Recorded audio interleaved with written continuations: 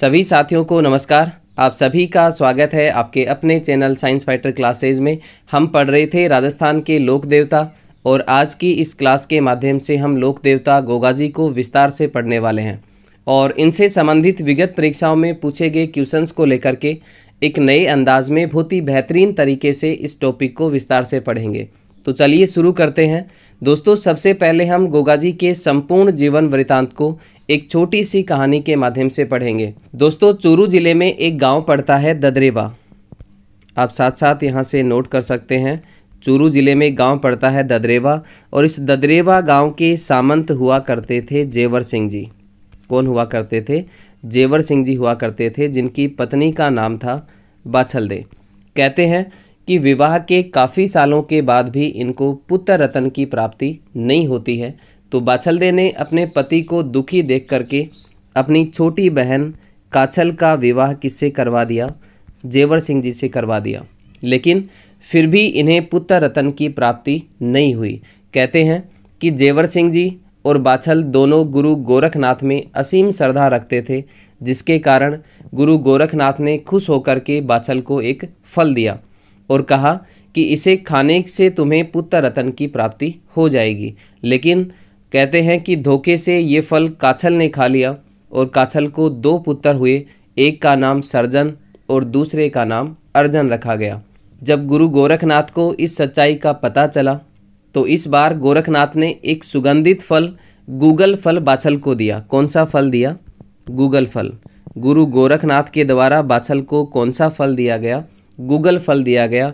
और इस बार बाछल ने उस गूगल फल के 5 टुकड़े किए, जिसमें एक टुकड़ा खुद ने खाया, एक टुकड़ा घोड़ी को खिलाया, एक टुकड़ा ब्राह्मण के घर गया, एक टुकड़ा कोतवाल के घर गया और एक टुकड़ा वाल्मीकि के घर गया।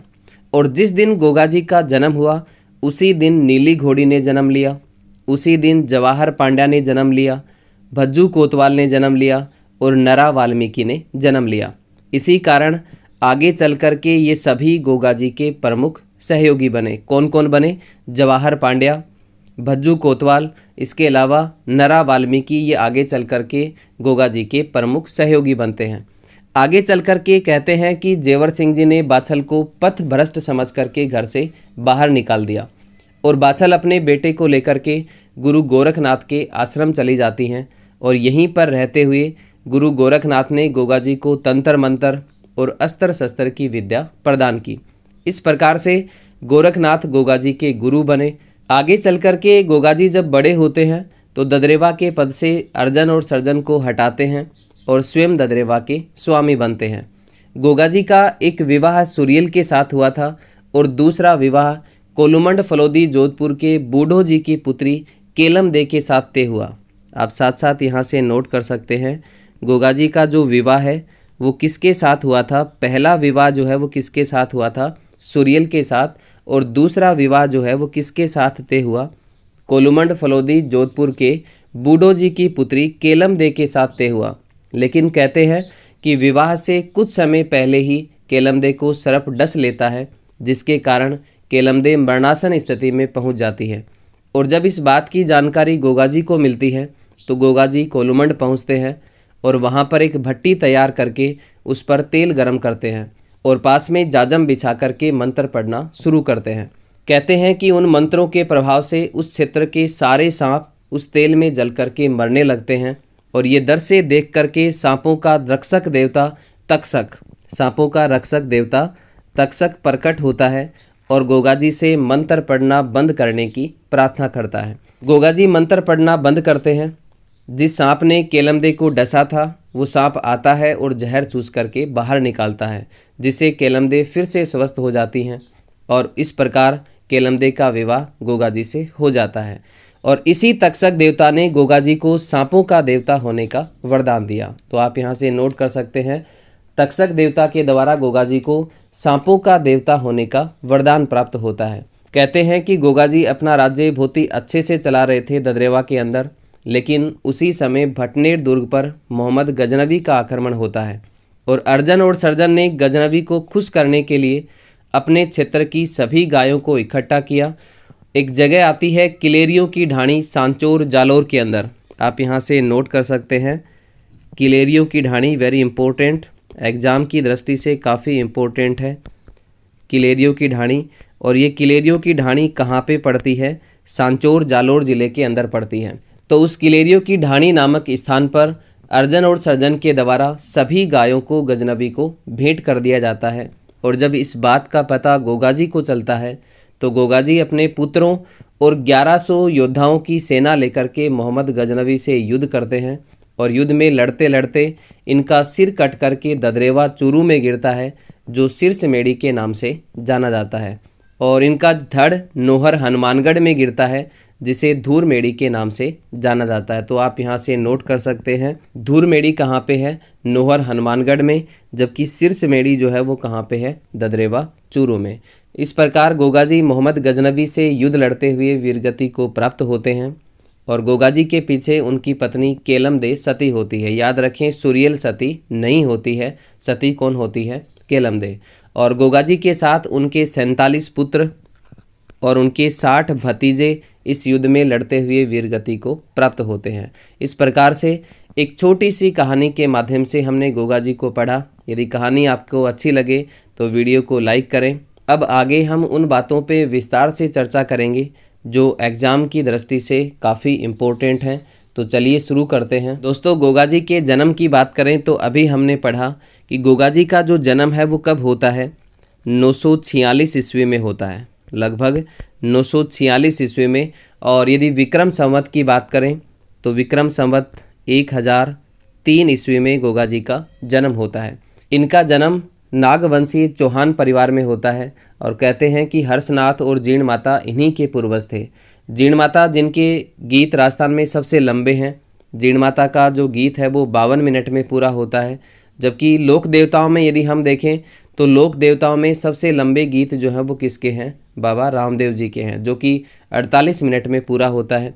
कहते हैं कि गोगाजी का जन्म चूरू जिले के ददरेवा नामक गांव में हुआ था। इनके पिता का नाम जेवर सिंह जी, आप साथ साथ यहाँ से नोट कर सकते हैं। गोगाजी के पिता का जो नाम था वो क्या था? जेवर सिंह जी। और इनकी माता का नाम क्या था? बाछलदे। गोगाजी की माता का जो नाम था वो क्या था? बाछलदे। और इनके पिता का नाम क्या था? जेवर सिंह जी। इनकी मौसी या सौतेली माता की बात करें तो इनकी सौतेली माता का जो नाम था वो क्या था? काछल। और ये काछल कौन थी? बाछलदे की बहन थी। गोगाजी के गुरु की बात करें तो इनके गुरु का नाम था गोरखनाथ। आप साथ साथ यहाँ से नोट कर सकते हैं गोगाजी के गुरु का नाम क्या था? गोरखनाथ, जो कि नाथ संप्रदाय के थे। और याद रखना, नाथ संप्रदाय में भक्ति के लिए ज़्यादा महत्व जो दिया जाता है वो योग और साधना को दिया जाता है। नाथ संप्रदाय में भक्ति का सबसे ज़्यादा माध्यम जो अपनाया जाता है वो ध्यान, योग और साधना को अपनाया जाता है। दोस्तों, गोगाजी की पत्नियों की बात करें तो इनकी 2 पत्नियां थी। इनकी पहली पत्नी जो थी उनका नाम था सुरियल। और इनकी दूसरी पत्नी जिसका नाम था केलमदे। इनकी पहली पत्नी का नाम था सुरियल और दूसरी पत्नी का नाम था केलमदे, जो कि कोलुमंड फलोदी जोधपुर के बूढ़ो जी की पुत्री थी। और कहते हैं कि इन 2 पत्नियों से गोगाजी के कुल 47 पुत्र हुए, जिनमें से एक पुत्र का नाम मिलता है केसरिया कुंवर जी। वेरी इंपॉर्टेंट, एक पुत्र का नाम केसरिया कुंवर जी। और ये केसरिया कुंवर जी लोक देवता के रूप में पूजे जाते हैं। इसके अलावा गोगाजी के पोते की बात करें तो इनके पोते का नाम था सामंत चौहान। इनके पोते का नाम क्या था? सामंत चौहान। कहते हैं कि इन्हीं पोते के पीछे गोगाजी पूजे जाने लगे हैं और लोक देवता के रूप में प्रसिद्ध हुए हैं। सामंत चौहान के बारे में कहा जाता है कि इन्होंने मोहम्मद गजनवी को कई युद्धों में पराजित किया था। और जब ये गजनवी से युद्ध लड़ते थे तो इनका हाव भाव, रूप रंग सब बदल जाते थे। तो लोगों ने कहा कि ये सामंत नहीं, गोगाजी है जो सामंत के जरिए गजनवी को परास्त करता है। और उसी दिन से गोगाजी लोक देवता के रूप में पूजे जाने लगे। दोस्तों, गोगाजी के मौसेरे भाई थे, जिनमें से एक का नाम था सर्जन और एक का नाम था अर्जन। गोगाजी के मौसेरे भाई यानी कि काछल के पुत्र, काछल के 2 पुत्र होते हैं, एक का नाम सर्जन और एक का नाम अर्जन। इसके अलावा याद रखें, गोगाजी की एक घोड़ी थी जिसका नाम था नीली। गोगाजी की घोड़ी का नाम क्या था? नीली, जिसे गोगा बप्पा भी कहा जाता है। क्या कहा जाता है? गोगा बप्पा। तो आप यहाँ से नोट कर सकते हैं। इसके अलावा गोगा जी के सहयोगियों की बात करें तो इनके सहयोगी थे भज्जू कोतवाल। काफ़ी बार एग्जाम में पूछे जाते हैं, आप यहाँ से नोट कर सकते हैं। गोगा जी के सहयोगी कौन थे? भज्जू कोतवाल। इसके अलावा जवाहर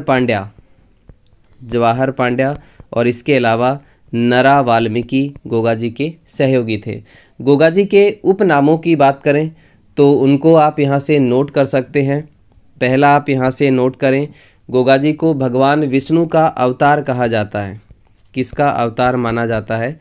भगवान विष्णु का अवतार कहा जाता है किसे?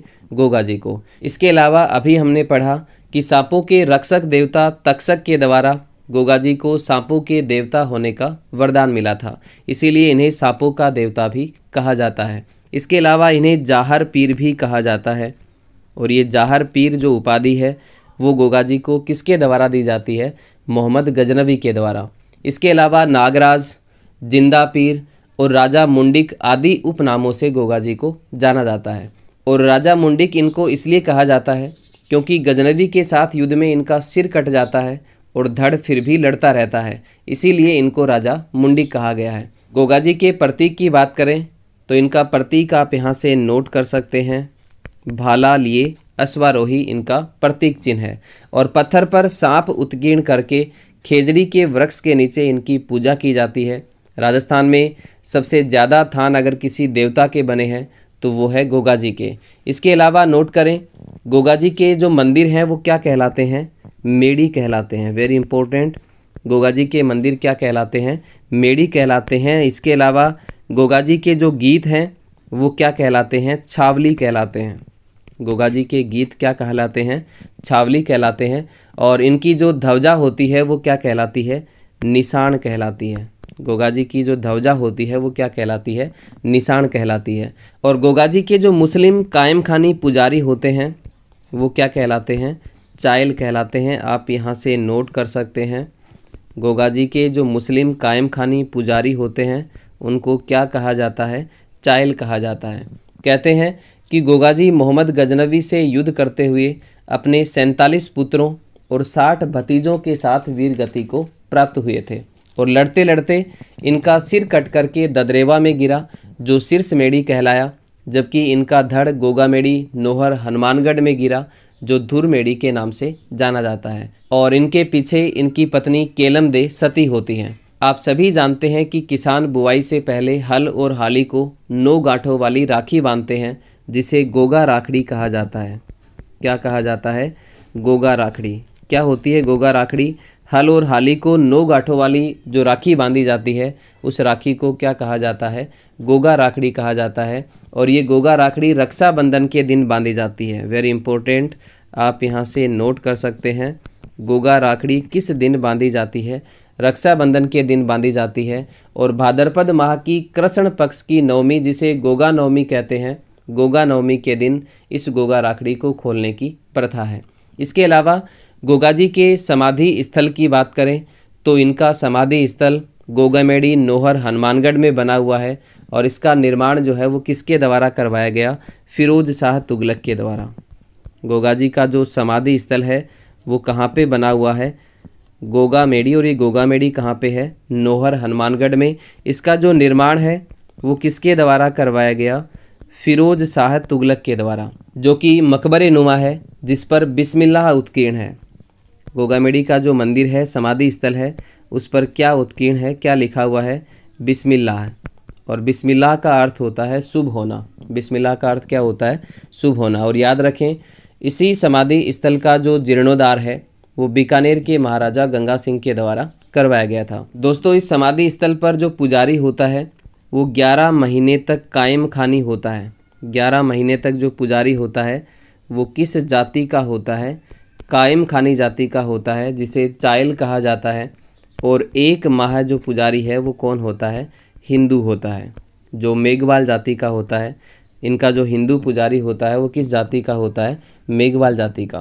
कहते हैं कि गोगा जी के 17वीं पीढ़ी में एक व्यक्ति हुए जिनका नाम है कायम सिंह। वेरी इंपॉर्टेंट, कहते हैं कि कायम सिंह को फिरोज शाह तुगलक ने ज़बरदस्ती मुसलमान बना दिया था और इसी कायम सिंह के जो वंशज हैं वो क्या कहलाए, कायम खानी कहलाए।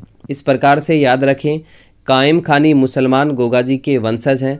और यदि पूछा जाए कि कायम खानी मुसलमान राजपूतों के किस वंश से निकले हैं तो आपका आंसर होगा चौहान वंश से। इसके अलावा गोगा जी पर लिखे ग्रंथों की बात करें तो आप यहाँ से नोट कर सकते हैं। एक ग्रंथ है कायम खानी रासो, कायम खानी रासो, जिसमें गोगा जी और गजनवी के बीच हुए युद्ध का वर्णन मिलता है। और इस ग्रंथ के रचयिता की बात करें तो इस ग्रंथ के रचयिता हैं कवि जान। कायम खानी रासो की रचना किसके द्वारा की जाती है, कवि जान के द्वारा की जाती है। इसके अलावा इनका एक ग्रंथ है गोगा जी के रसावले, काफ़ी बार एग्जाम में पूछा भी गया है गोगा जी के रसावले। और ये गोगा जी के रसावले नामक ग्रंथ जो है इसकी रचना किसके द्वारा की जाती है, बिट्ठू मेहा जी के द्वारा की जाती है। इसके अलावा वेरी इंपॉर्टेंट, गोगा जी के मंदिर की बात करें तो इनका मंदिर किलेरियों की ढाणी सांचौर जालोर ज़िले में बना हुआ है। कहाँ पे बना हुआ है, किलेरियों की ढाणी। गोगा जी का जो मंदिर है वो कहाँ पे स्थित है, किलेरियों की ढाणी सांचौर जालोर के अंदर बना है, जिसे गोगा जी की ओल्डी कहा जाता है।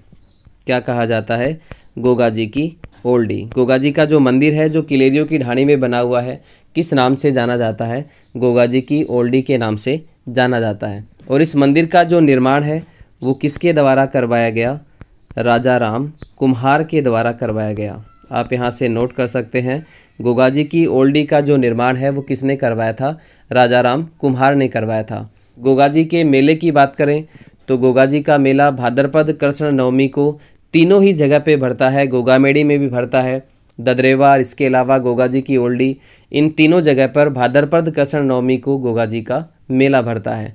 और इनके मेले का जो आकर्षण का केंद्र है वो है सांकल नृत्य। गोगा जी के मेले में जो आकर्षण का केंद्र है वो कौन सा नृत्य है, सांकल नृत्य, जिसे गोगा नृत्य भी कहा जाता है। इसके अलावा गोगा जी की फड़ की बात करें तो इनकी फड़ का जो वाचन है वो कायम खानी भोपे के द्वारा किया जाता है। किस वाद्य यंत्र के साथ, डेरू वाद्य यंत्र के साथ। आप यहाँ से नोट कर सकते हैं, गोगा जी की फड़ का वाचन डेरू वाद्य यंत्र के साथ किया जाता है, जिसके साथ मांदल भी बजाई जाती है। कौन सा वाद्य यंत्र बजाया जाता है, मांदल बजाई जाती है। राजस्थान के बाद सर्वाधिक जो गोगा जी की मान्यता है वो उत्तर प्रदेश में है। और उत्तर प्रदेश से इनके जो श्रद्धालु होते हैं वो पीले वस्त्र पहन करके आते हैं, जिन्हें पूर्बिया कहा जाता है। वेरी इंपॉर्टेंट, उत्तर प्रदेश से पीले वस्त्र पहन करके इनके जो श्रद्धालु आते हैं वो क्या कहलाते हैं, पूर्बिया कहलाते हैं। इस प्रकार से लोक देवता गोगा जी को हमने विस्तार से पढ़ा। अब इनसे संबंधित वो क्वेश्चंस जो विगत परीक्षाओं में पूछे गए हैं और आगामी परीक्षाओं के लिए काफ़ी इम्पोर्टेंट हमारे लिए रह सकते हैं, उन क्वेश्चंस पे हम चर्चा करेंगे। और पहला क्वेश्चन आपके सामने है आपकी स्क्रीन पर, सांपों के देवता के रूप में पूजे जाते हैं। ऑप्शन आपको दिए गए हैं गोगा जी, बीका जी, देव जी और रामदेव जी। दोस्तों, सांपों के देवता किसे कहा जाता है, गोगा जी को कहा जाता है। इस प्रकार से इस क्वेश्चन का राइट आंसर होता है option number A, Goga ji. जबकि याद रखें, नागों का जो देवता है, नागों का देवता किसे कहा जाता है, तेजाजी को कहा जाता है। नागों का देवता किसे कहा जाता है, तेजाजी को। जबकि सांपों का देवता किसे कहा जाता है, गोगा जी को कहा जाता है। चलिए बढ़ते हैं अगले क्वेश्चन की ओर। एक और बेहतरीन क्वेश्चन आपके सामने आपकी स्क्रीन पर, गोगामेड़ी में गोगा जी का विशाल मेला कब भरता है, तो अभी हमने डिस्कस किया। ऑप्शन आपको दिए गए हैं भाद्रपद कृष्ण नवमी, सावन शुक्ल नवमी, चैत्र कृष्ण अष्टमी और भाद्रपद कृष्ण अष्टमी। तो गोगा जी के मेले का जो आयोजन है वो कब किया जाता है, भाद्रपद कृष्ण नवमी को किया जाता है। इस प्रकार से इस क्वेश्चन का राइट आंसर होता है ऑप्शन नंबर ए, भाद्रपद कृष्ण नवमी। चलिए बढ़ते हैं अगले क्वेश्चन की ओर। अगला क्वेश्चन आपके सामने आपकी स्क्रीन पर, किस लोक देवता की मंगेतर को सांप ने डस लिया था। ऑप्शन आपको दिए गए हैं तेजाजी, पाबूजी, गोगा जी और रामदेव जी। दोस्तों, अभी हमने डिस्कस किया कि गोगा जी का जो दूसरा विवाह है वो कोलुमंड फलोदी जोधपुर के बूढ़ो जी की पुत्री केलम दे के साथ तय हुआ था। किसके साथ तय हुआ था, केलमदे के साथ तय हुआ था, लेकिन कहते हैं कि विवाह से पहले ही केलमदे को सांप ने डस लिया था, जिसको गोगाजी के द्वारा बचाया गया था। इस प्रकार से इस क्वेश्चन का राइट आंसर होता है ऑप्शन नंबर सी, गोगाजी। चलिए बढ़ते हैं अगले क्वेश्चन की ओर। अगला क्वेश्चन आपके सामने आपकी स्क्रीन पर। गोगाजी का जन्म किस जिले में हुआ? ऑप्शन आपको दिए गए हैं चूरू, हनुमानगढ़, जालोर और बूंदी। दोस्तों, गोगाजी का जो जन्म है वो कहाँ पे होता है? चूरू जिले के ददरेवा गांव में होता है। इस प्रकार से इस क्वेश्चन का राइट आंसर होता है ऑप्शन नंबर ए, चूरू। चलिए बढ़ते हैं अगले क्वेश्चन की ओर। अगला क्वेश्चन आपके सामने आपकी स्क्रीन पर। लोक देवता गोगाजी के गुरु कौन थे? ऑप्शन आपको दिए गए हैं बालकनाथ, गोरखनाथ, जसनाथ और जंभेश्वर। गोगाजी के गुरु की बात करें तो गोगाजी के गुरु कौन थे? गुरु गोरखनाथ थे, जिनके द्वारा गोगाजी को तंत्र मंत्र की विद्या, इसके अलावा अस्त्र शस्त्र की जो विद्या है वो प्रदान की जाती है। इस प्रकार से गोगाजी के जो गुरु हैं वो कौन थे? गुरु गोरखनाथ। चलिए बढ़ते हैं अगले क्वेश्चन की ओर। अगला क्वेश्चन आपके सामने आपकी स्क्रीन पर। किस लोक देवता को जाहर पीर के नाम से भी पूजा जाता है? ऑप्शन आपको दिए गए हैं तेजाजी, कल्लाजी, केसरिया कंवर जी और गोगाजी। जाहर पीर के नाम से पूजे जाने वाले जो लोक देवता हैं वो कौन से हैं? गोगाजी। और ये जाहर पीर जो उपाधि है वो किसके द्वारा दी जाती है? मोहम्मद गजनवी के द्वारा दी जाती है। किसे? गोगाजी को। इस प्रकार से इस क्वेश्चन का राइट आंसर होता है ऑप्शन नंबर डी, गोगाजी। चलिए बढ़ते हैं अगले क्वेश्चन की ओर।